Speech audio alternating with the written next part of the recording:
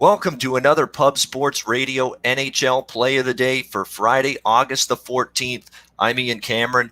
We cashed a ticket last night on the ice with our Thursday Pub Sports Radio NHL Play of the Day. Carolina winning 3-2 against Boston. See if we can give you another winner on the Friday NHL playoff betting board. We're going to go to the evening matchup, primetime affair, game number 2, Eastern Conference first round series, New York Islanders, Washington Capitals. Washington minus 130 here in game 2, total 5 across the board. There are some 5.5s out there, so if you like the under, make sure you grab a 5.5, and if you like the over, make sure you look for a 5 out there. Could make all the difference when it's all said and done.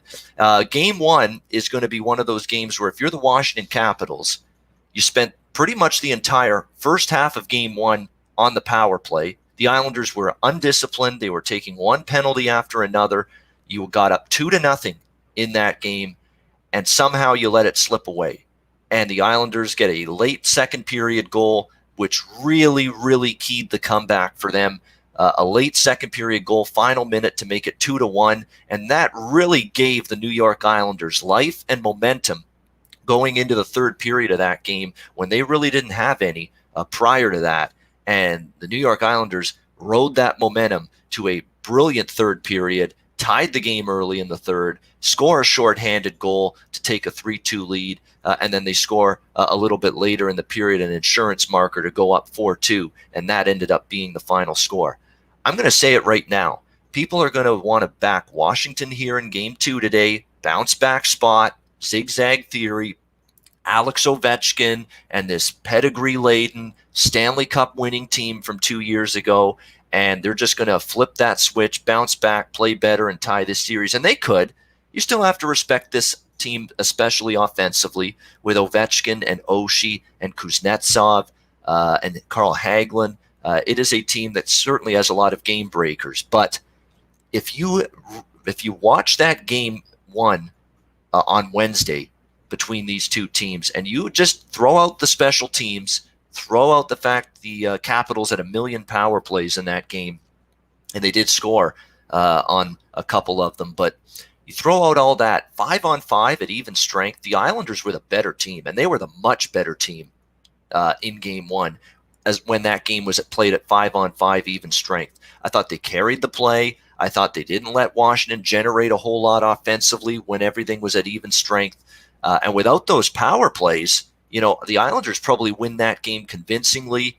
I think the Capitals are in a little bit of trouble in this series. I really do. They lost Nicholas Backstrom, their top-line center, to injury in game 1. He's already been ruled out for game 2 tonight and not going to play in this game. There's a lot of reasons to be concerned here because, especially defensively for the Washington Capitals, you get past John Carlson and Dmitry Orlov, there is a huge drop-off with the rest of these defensemen on this team. Michael Kempny is average. Jonas Siegenthaler and Nick Jensen are, they're okay, but they're not great defensemen. You get to the bottom 4 defensemen on this Washington team, there's a significant decline in my opinion, and I don't think any of those guys I just mentioned played all that well in game 1. And you counterbalance that with the fact that the New York Islanders blue line, it's been rock steady, it's been sharp. They've been much sturdier in terms of protecting their own net than the Washington Capitals defense has been.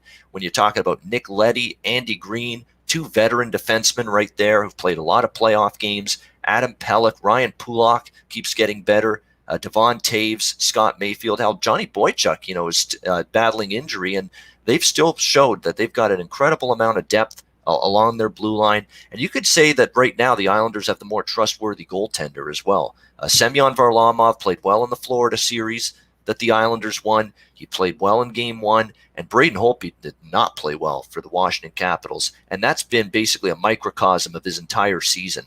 This has been a poor season for the caliber of goalie that Braden Holtby has been for the last decade with Washington. His goals against average is above 3. The save percentage is below, right around 890. That's simply not going to cut it. That's not good enough for a starting goaltender at playoff time.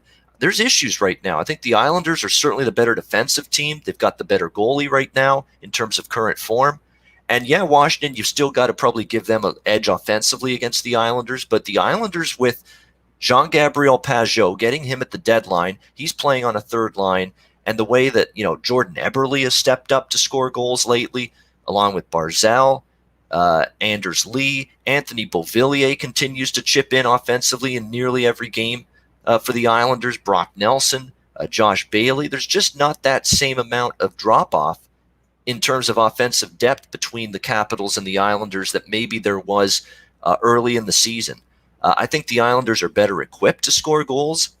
And in fact, you look at the Florida series, and then you look at Game 1 on Wednesday against Washington, they've scored 3 or 4 goals in a lot of games, at least 3 goals in the majority of their games. They have been able to get some offense, which was always the concern throughout the season with the New York Islanders. They look like the better hockey team right now, and don't underestimate the fact that they want to win this for Barry Trotz, and Barry Trotz wants to stick it. He's too much of a class act and a good man, along with being a great coach. He's too much of a class act to ever say that publicly, but they blackballed him. Capitals ownership, Capitals management, they wouldn't pay him what he deserved after he took them to the Stanley Cup in 2018, and Barry Trotz bolted for the Islanders, where he got a better deal, the chance to rebuild an organization that had fallen on hard times, and Washington just let him get away because they were cheap. They were cheapskates. They wouldn't pay him.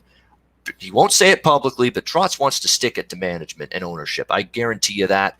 And the Islanders in the first round last year against the Pittsburgh Penguins, they showed that they were capable, once they won Game 1, keeping their foot on the throat of their opponent, taking a stranglehold in a series. They swept Pittsburgh in 4 straight games last year. I'm not saying they're going to sweep Washington, but they look like the much better team in Game 1. And I'm not convinced that changes here tonight in Game 2.